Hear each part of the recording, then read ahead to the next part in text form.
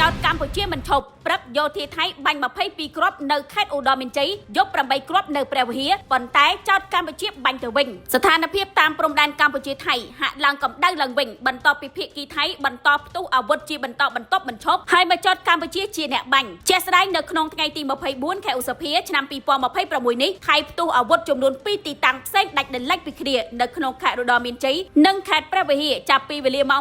9:24 នាទីដល់វេលាម៉ោង 10:10 នាទីមានឮសូរសម្លេងនៃការបាញ់កំភ្លើងចំនួន22គ្រាប់នៅច្រកអន្តរជាតិអូស្មាច់ក្នុងទឹកដីកម្ពុជាដែលយោធាថៃកំពុងកាន់កាប់ដោយខុសច្បាប់គណៈកម្ពុជាធ្វើលិខិតតវ៉ាទៅកាន់ក្រុមទំនាក់ទំនងរបស់កងទ័ពភូមិភាគទី2របស់ថៃស្រាប់តែនៅយប់ថ្ងៃដដែលនេះថៃបានបន្តបាញ់ចំនួន8គ្រាប់បន្ថែមទៀតនៅភ្នំទ្រាប់និងតំបន់ភ្នំសំបុកឃ្មុំក្នុងខេត្តព្រះវិហារបើតាមក្រសួងការពារជាតិកម្ពុជាបានឲ្យដឹងនៅថ្ងៃទី25ខែឧសភាឆ្នាំ2026នេះក្រុមការងារទំនាក់ទំនងរបស់យុទ្ធភូមិភាគទី4នៃកងយុទ្ធពលខេមរៈភូមិន្ទបានទំនាក់ទំនងទៅកាន់យុទ្ធភូមិភាគទី2របស់ថៃដើម្បីសួរនាំនិងបញ្ជាក់អំពីករណីឮសូរសម្លេងដែលបានបាញ់កំភ្លើងចំនួន8គ្រាប់កាលពីយប់ថ្ងៃទី24ខែឧសភាឆ្នាំ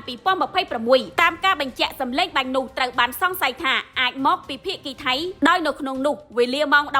19:57 នាទីមានការបាញ់ចំនួន5គ្រាប់នៅតំបន់ភ្នំទ្រាប់នៅវេលាម៉ោង 20:08 នាទីមានការបាញ់ចំនួន3គ្រាប់នៅតំបន់ភ្នំសំបុកឃ្មុំខេត្តព្រះវិហារក្រសួងការពារជាតិកម្ពុជាបានបន្តឲ្យដឹងថាភាគីកម្ពុជាបានធ្វើការស្នើឲ្យភាគីថៃធ្វើការផ្ទៀងផ្ទាត់និងពង្រឹងលើការគ្រប់គ្រងវិន័យរបស់កងទ័ពឲ្យបានតឹងរ៉ឹងរួមទាំងគោរពឲ្យបានម៉ឺងម៉ាត់នៅសេចក្តីប្រកាសរួមរបស់គណៈកម្មការព្រំដែនទូតកម្ពុជាថៃ GBC ចុះថ្ងៃទី27ខែធ្នូឆ្នាំ